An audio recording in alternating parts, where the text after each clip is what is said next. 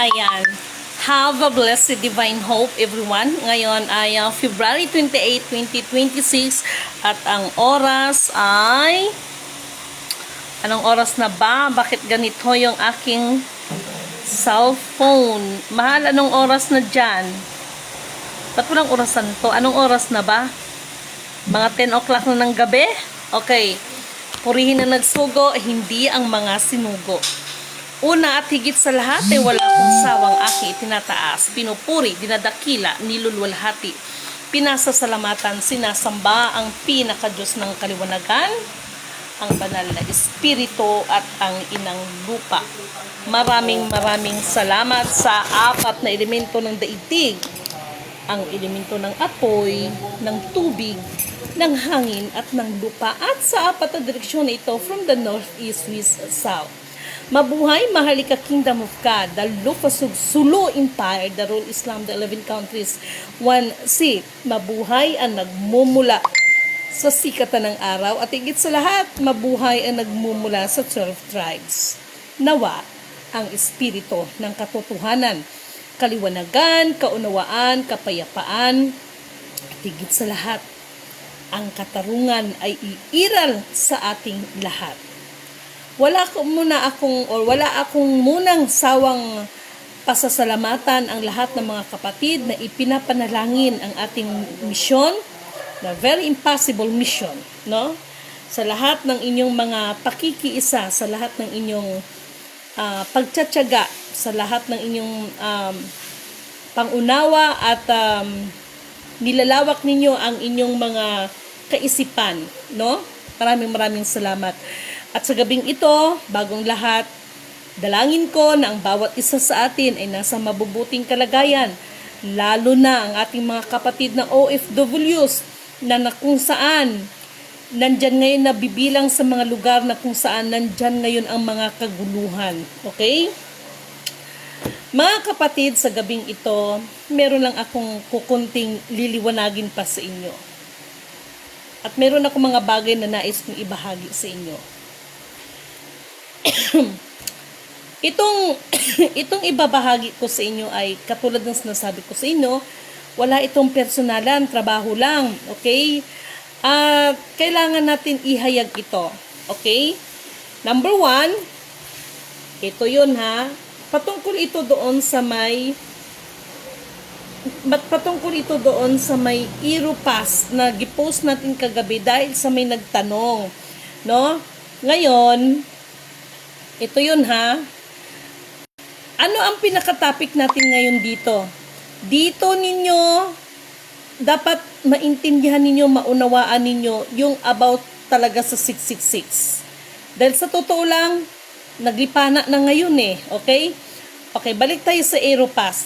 Sa Aeropass, dahil sa gipost ko kagabi, at ang tao na nagtatanong, ang sabi ko sa kanya, bakit ano ba ang paliwanag sa inyo ng sinasabi ninyong Reyna, bakit kayo pinapakuha ng Aeropass, no?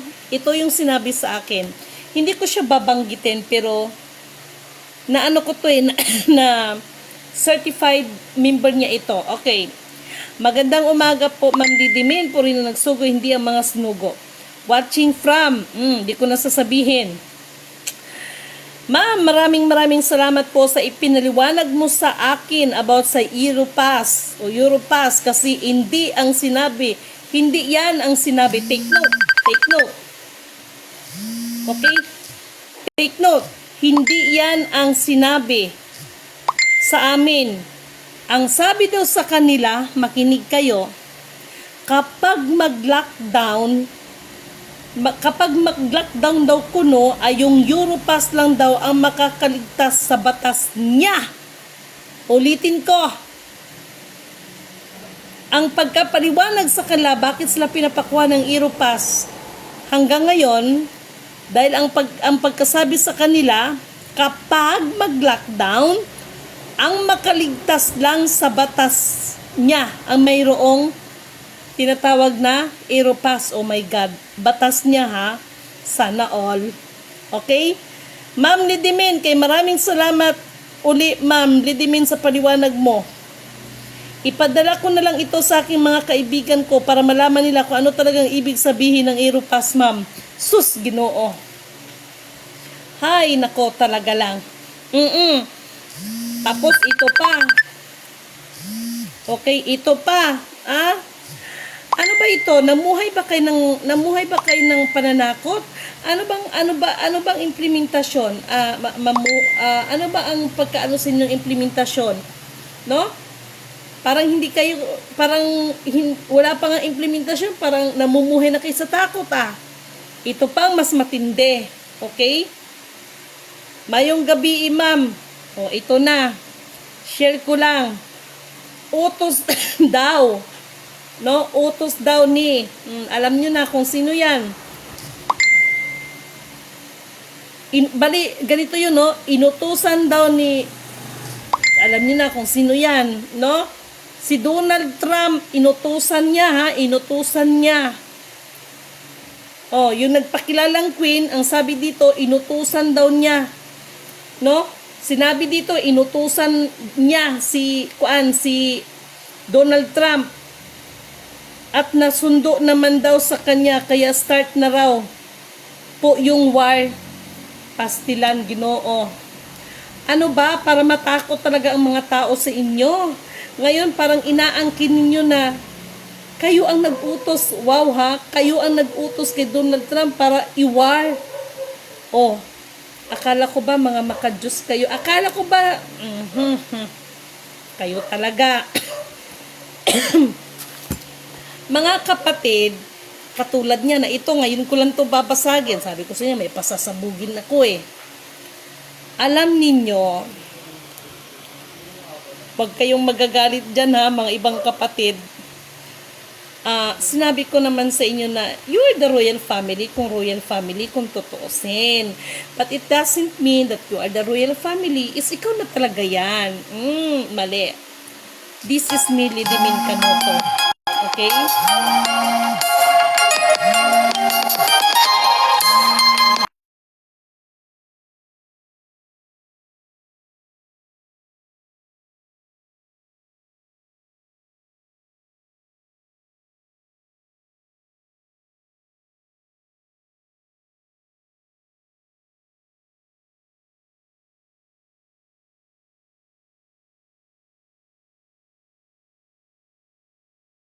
Okay, sabi ko naka-FB live ako. Okay? Medyo na distract ako. Okay. Yung mga war na yan, Diyos ko, pati ba naman yan sasabihin na siya ang nag-utos, inutosan pa kamo si Donald Trump. Sana all. Okay. Hayaan natin siya. Yan ang trip niya no? Nakakatawa lang talaga. Kasi sa halip na utusan mo si Donald Trump, naggirahin ng mga kapatid, bakit hindi niyo utusan si Donald Trump para sa isang bagay? Yan ang sinasabi ko sa inyo. Okay, dito tayo. Ngayon ko lang ito babasagin. This is me, Lidimin Canoto. Matagal na ako nagsabi sa inyo, kahit sabihin mong you belong to the royal family, it doesn't mean na ikaw yan. Yung sinasabi nilang, ewan ko sa kanila kung ano ang bubuksan nila. No? To make the story short, this is me, Lidimin Canoto. May Kuya Emmanuel na sinasabi, kaya doon sa sinabi na narinig ko na 2014 is nagkaroon na ng idea ang ibang bansa na merong buhay. Actually, ito liliwanagin ko sa inyo, no? Naalala ko sinabi ni Kuya Emmanuel, 2014, that was a year, naalala ko si Kuya, that was a year na nag-signal si Kuya to prove na may buhay pa. Okay? And that time, he is also Kuya.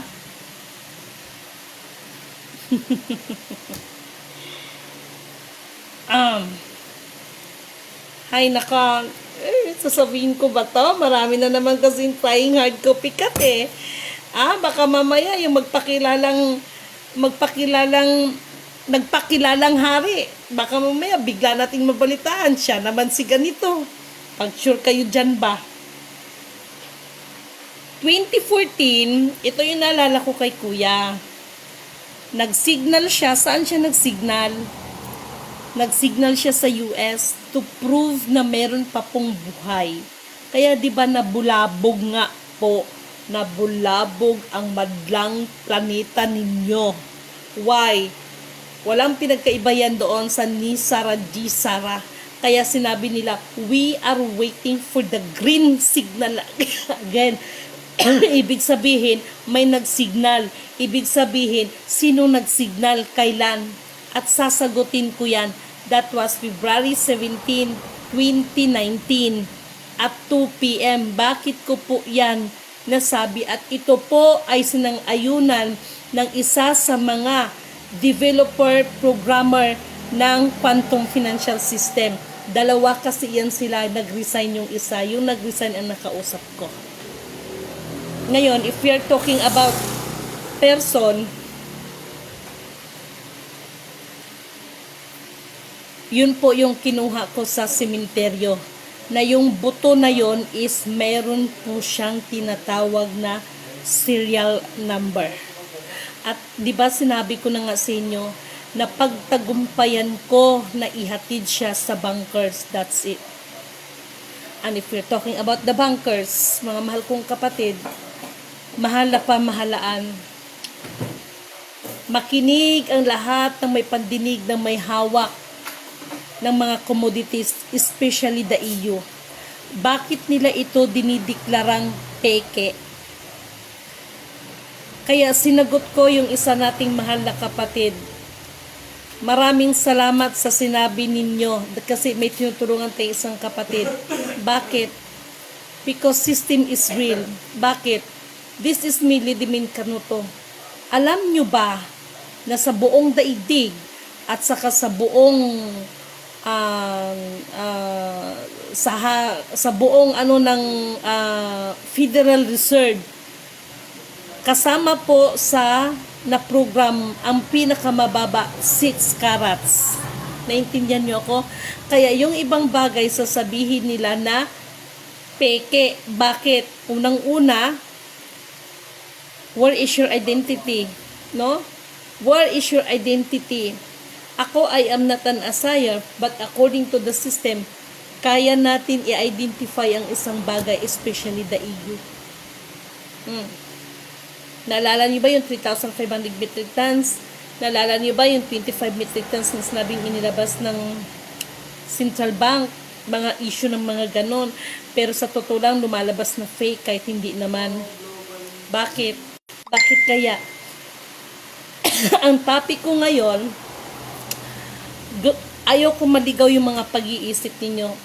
Dahil sa mga panukala na yan na sinasabi mula sa inyong mga sariling bibig, ito yung sinasabi ko sa inyong lahat. Sa pamamagitan ng kanilang mga salita at mga sariling gawa, sila mismo ang maghahayag sa kanilang sarili. Tingnan ninyo, no? About sa Iloilo Pass na yan, ito galing mismo sa kampo dyan sa kabila na kisyuhudang kapag magkaroon na ng shutdown, walang ligtas sa kanya ang batas, no? Hindi ho ganon, no? At ito pa, naglabas pa ng issue na siya ang nag-utos kay Donald Trump para girahin o sino man ang dapat girahin. So, sa halip na utusan si Donald Trump para sa kapakanan ng lahat, para makakaginhawa, inutusan nyo po pala naggirahin. Nandito po kasi ebidensya kasi yan, nandito kasi yan, no? 'Di ba? So mindset ba? So this kind of person, ito yung mga sinasabi na akala mo mga maamong mga tupat dahil sa humanitarian, yun pala mga klaseng lobo sila. Kaya mag-ingat kayo. Kagabi nalungkot ako. Alam niyo bakit? 12:00 na ng gabi may tumawag sa akin. Nagulat ako.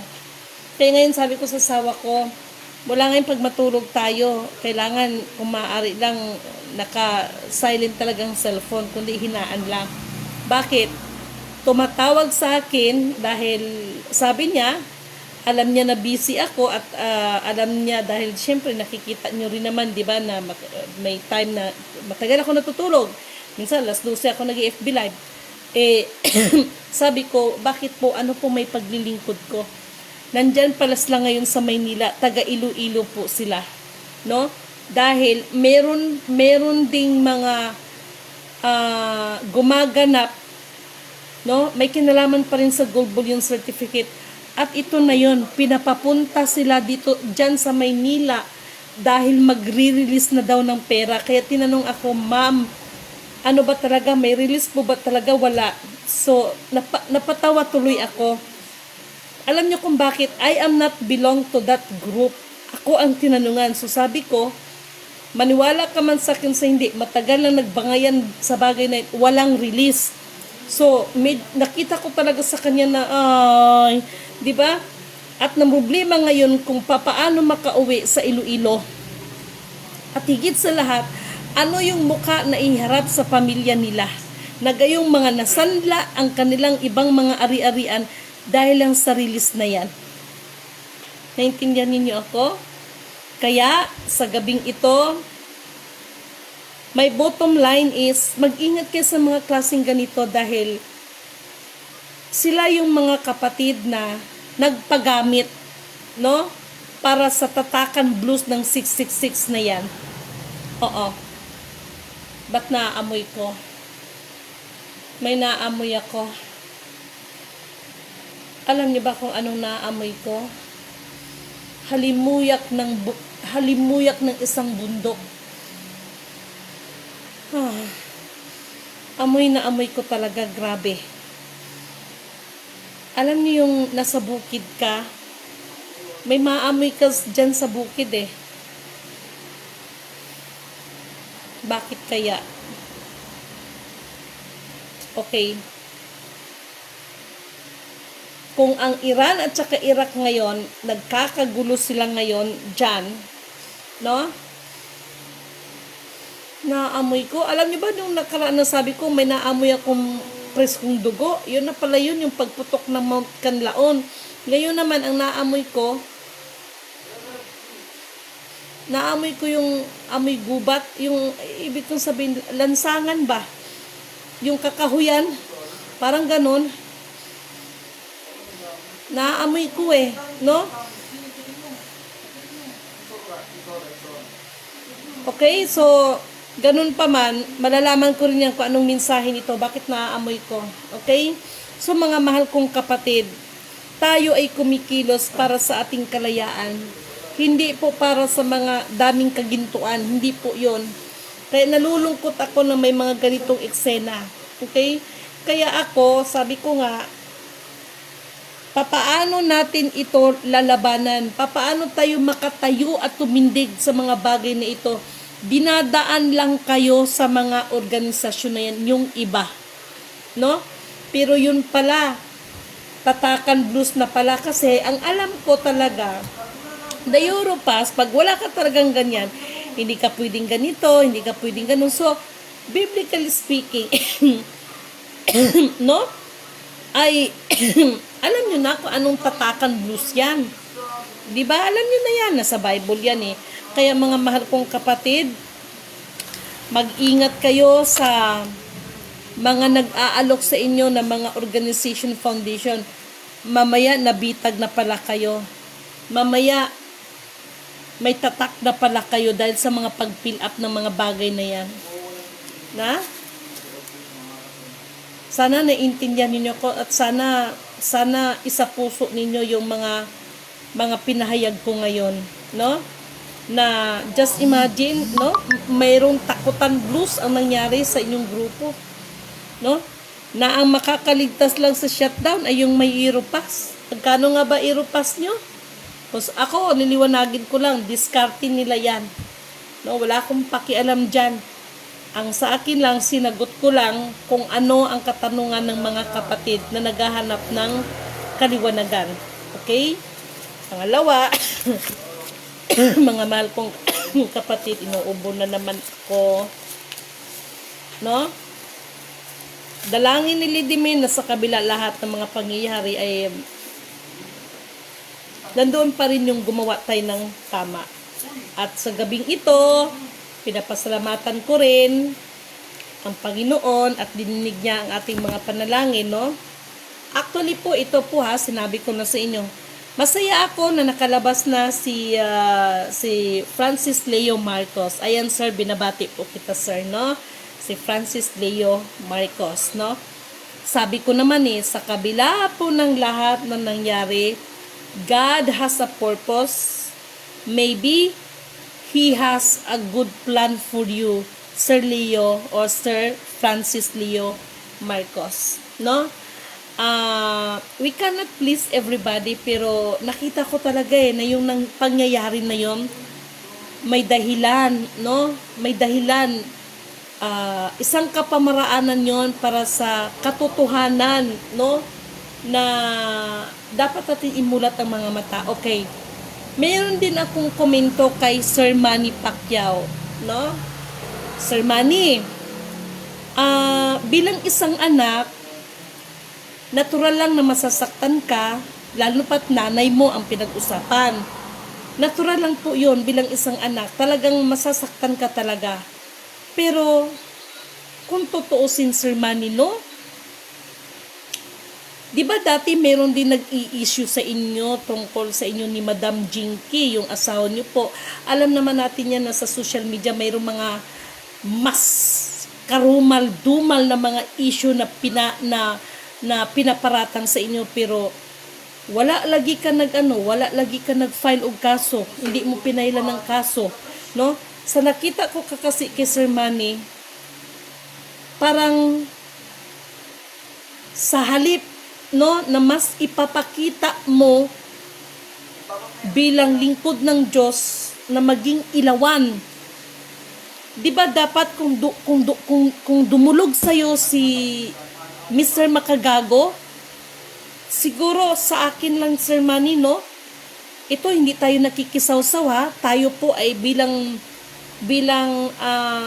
manonood. Ito po ay opinion ko lamang, okay?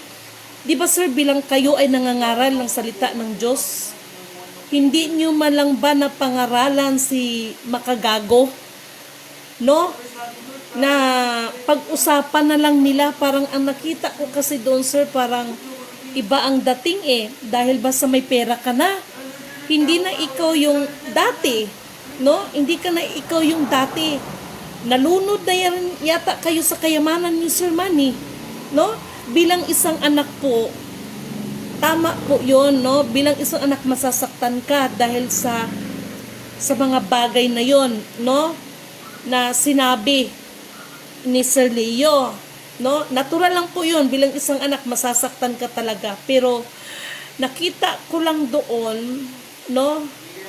Sana nangibabaw yung pagiging Christian na sinasabi, no? Kasi kung totoosin, mas may malala pa po kasing issue, mga nag-i-issue po laban sa inyo. Pero hindi mo man gifailan ng kaso, no? Ito lang si Sir, mawalang galang na po doon sa ibahan na may sama din ng loob kay Sir Leo. Hindi ko po alam ang buong istorya, pero para sa akin, ganun pa man ang mga pangyayari, kasi nga mabuti o masama, pinahintulutan ng Diyos para lahat tayo ma-purify, no? Tinitingnan ko yung ibang mga sabihin man nating ayaw kay Sir Leo Marcos, no? Kay Sir Francis Leo Marcos, lalo na kuno yung pandemic time, no? So, para sa akin, siguro sa kabila ng lahat ng kay Sir Francis Leo Marcos, ng kasamaan, ng paningin sa kanyang ibang tao, para sa akin ay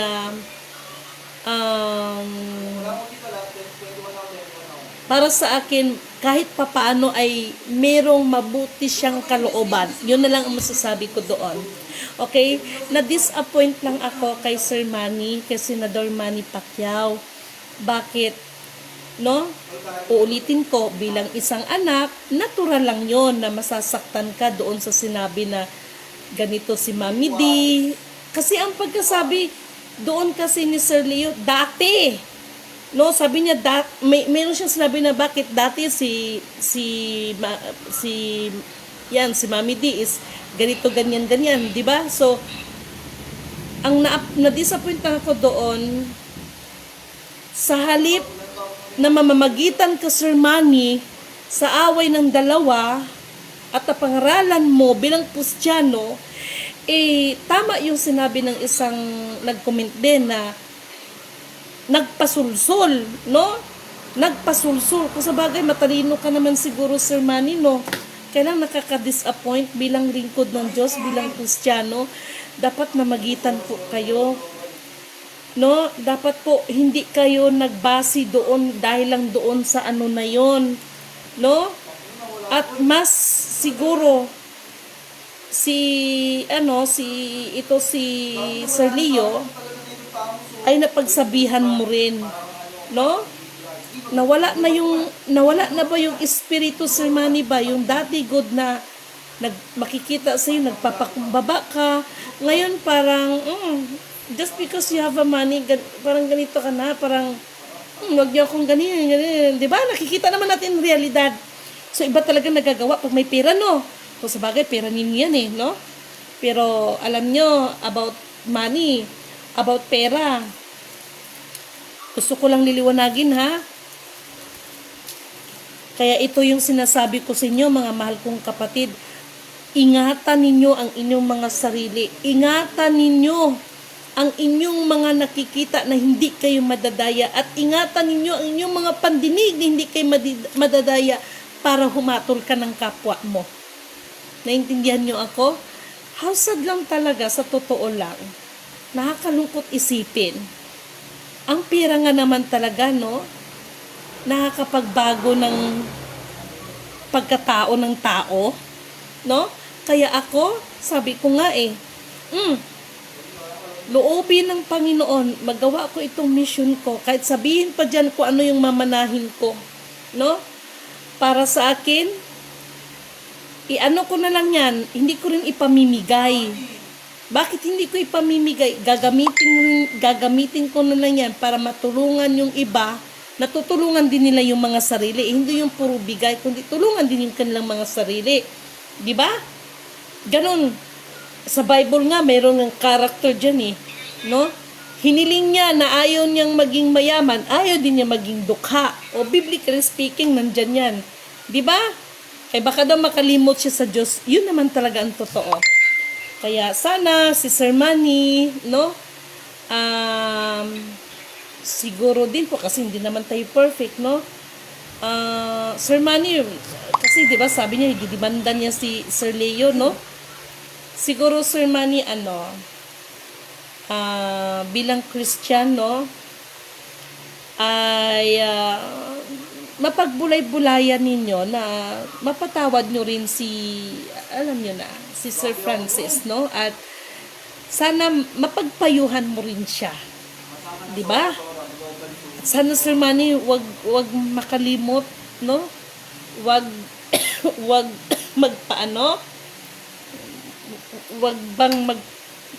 sana hindi ka nakalimot, Sir Manny, nakalimot kung papaano ang magpakumbaba. Diba? Nasa Diyos kasi lahat ang ang paghihiganti. Ngayon, dahil sa pangyayari na yan, Sir Manny, ngayon, paalalahanan din kita, no? God is watching us, no? Baka mamaya, yung anak ko na si Manny Pacquiao, hindi naman ganitong ugali nito. O bakit ngayon ganito na siya? Lisod kayo na inana, Sir Manny ba? Kaya basig, hindi natin namalayan, no? Kung ano yung mga bagay na tinatamasa natin ngayon dahil sa ating mga pag-uugali na medyo nabago tayo ba? No? Baka kukunin ni Lord yan. Wala ba yung imposible sa kanya? Alam mo ba yan? Diba? So, hindi naman sa nakikisaw-saw, Sir Manny, no? Sana dumating yung point na salit na idemanda mo si Sir Leo, ipatawag mo na lang siya. At saka, di ba, meron ako nakita doon na parang interview kay Sir Manny na kahit maghingi ng tawad napanood ko yun eh. Sana hindi yun AI na sinabi niya na kahit naghingi ng tawad si Francis Leo Marcos ay patatawarin niya pero itutuloy niya ang demanda. So parang nakakalungkot naman yung ganun, no? So sana Sir Manny dalangin ko ang espiritu ng kapayapaan, ang espiritu ng pagpapatawad, no? Ay iiral pa rin sa atin lahat. Okay? So hindi ko po maiwasan na magkomento, no? At para kay Sir Francis, no? Sir Francis Leo Marcos, sana din po may natutunan kayo, no? Lesson learned na lang po talaga, no? Lesson learned na lang po talaga sa mga bagay-bagay that yung mga hayaan mo yung mga taong yung mga taong sabihan ka ng kung ano-ano na nagtino ka na. Sa kabila ng lahat, mayroon pa ring purpose ang Panginoon kung bakit pinahintulutan niya mangyari ang mga bagay-bagay na ito. Okay? Maging sa atin po, mga mahal kong kapatid, no? Dahil ito po ay isang kapamaraanan to purify us. Para dumating man ang tamang panahon, pagsikapan na lang natin na magkaroon tayo ng chance na pumasok sa kaharian ng Diyos. No? Dahil kung ang mga material na sa ibabaw na ito ang ipapairal natin, ikakabagsak po yan ng kaligtasan ng ating mga kaluluwa. Naintindihan niyo ko? Seek ye first the kingdom of God and righteousness, and all these things shall be added unto you. At ako talaga sa totoo lang, maraming salamat talaga kay Apo at dinidinig niya ang mga pagsusumamo. Actually, si Sir Leo Marcos, pinagpipray ko yan. Okay? And then, sabi ko nga, di ba? Kung nandyan lang siguro ako sa Maynila, baka ako yung kauna-unahang bibisita sa kulungan niya. Promise. Promise talaga yan. Totoo yan. Walang halong biro yan. Walang halong kaitsusan yan. Okay? Sa gabing ito, mga kong kapatid, pag-ingatan natin ang ating mga sarili, no? Yung mga pa-ID nila, itong mga ganitong senaryo, ito po ay kalakaran, no? Na hindi nyo namamalayan na kayo pala ay napasok na sa bitag, no? Na kayo pala ay member na ng 666, no? Pagka na lang Jod, talaga lang naman, no? Kaya ingat. Kaya hindi naman yata tayo mamamatay, no? Kung hindi tayo kukuha ng no? Uulitin ko ha. As I remembered, 2014, naalala ko sinabi ni Kuya, nag-signal siya. Saan siya nag-signal? Sa US.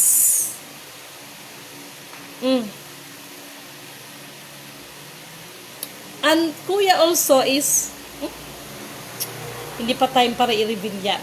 Total, magkakalaman pa rin naman yan eh. No, lalo na sa 2028, magkakaalaman lahat yan. Kaya doon sa mga umaasang release at sa mga kapatid na nandyan ngayon sa Maynila at hanggang ngayon ay umaasa kayo na nare-releasean kayo, ito lang po mga kapatid, nasa inyo yan kung makikinig kayo sa akin sa hindi, mas mabuti pang magsiuwi kayo sa inyong mga lugar. No? At maasikaso ang mga pamilya, higit sa lahat, ilingkod na lang natin sa Panginoon yan. No? Wala kayong maasahan na release. This is Millie Dimin Canuto declared for that matter. Okay? At sa gabing ito, alam ko na sa ating mga kapatid ay may mga kanya-kanya tayong pasanin. Kaya ipinapanalangin o lagi ko kayong sinasama sa dalangin, lalo na itong mga kapatid natin na kung saan inaiipit sa kaguluhan na yan. Sa gabing ito, alam kong may magagawa ang Apo. Alam kong may magagawa ang Apo. Kung tayo'y magtatapat, sa Kanya'y maglilingkod. Alam kong may magagawa ang Apo. Purihin ang nagsugo, hindi ang mga sinugo. Iparanas mo sa amin ang iyong kapangyarihan. Ipamalas mo sa amin ang iyong kadakilaan. Hanggat ang aming kaluluwa'y mapuspos ng lubusan. At sa aming kalagitnaan ay bumaba ang kalangitan. Dakila ang iyong ngalan. Purihin ang nagsugo, hindi ang mga sinugo. At sa lahat ng mga may kaarawan ngayon, February 28, maligayang kaarawan po sa inyo. Pagbati po yan mula kay Lidimin Canuto. At dalangin ko na ang bawat sa inyo ay mas maraming kaarawan ang darating, good health, peace of mind, no? Higit sa lahat, anuman ang mga hihilingin ninyo, no, hinihingi ninyo sa Panginoon ay naway dinggin niya ang ating mga panalangin. Okay? Isang mapagpalang magandang gabi po sa inyong lahat. Once again, purihin ang nagsugo, hindi ang mga sinugo.